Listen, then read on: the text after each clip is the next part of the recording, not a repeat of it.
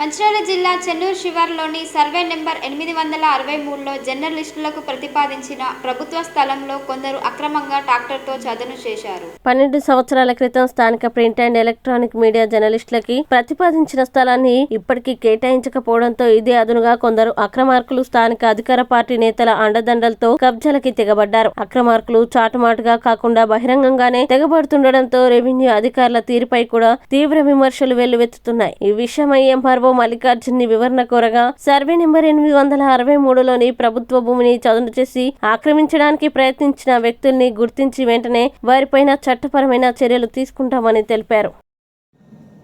నేడు చెన్నూరు మండల పరిధిలో గవర్నమెంట్ ప్రభుత్వ భూములలో కొందరు అక్రమంగా చర్యలకు పాల్పడి గవర్నమెంట్ ల్యాండ్లో దున్నడాలు లేకపోతే అసైన్ ల్యాండ్లో దున్నడాలు చేస్తున్నారని చెప్పేసి మా దృష్టికి రావడం జరిగింది. మోర్ పర్టికులర్గా గవర్నమెంట్ సర్వే నెంబర్స్ అనేది 863 నెంబర్లలో కూడా ఈ చెన్నూరు శివార్లో ఉండడం జరిగింది.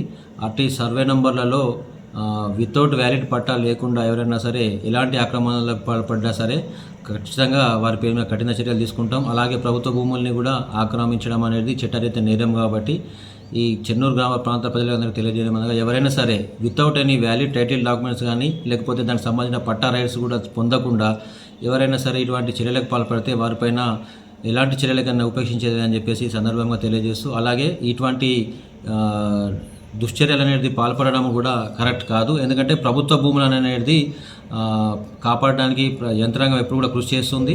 863 మరియు 869లో ఆల్రెడీ గతంలో కూడా ఇలాంటి చర్యలకు ఉపయోగించినప్పుడు కూడా మేము ఏం చేసినామంటే ఖచ్చితంగా వాళ్ళని ఆపేసి వాళ్ళకి కూడా ఇన్ఫామ్ చేయడం జరిగింది. ఎలాంటి ఆక్రమించినా సరే ఖచ్చితంగా చట్టరీత్యా చర్యలు తీసుకుంటామని చెప్పేసి. సో నిన్న 2 రోజుల క్రితం కూడా ఈ సంఘటన అనేది మా దృష్టిలోకి వచ్చింది.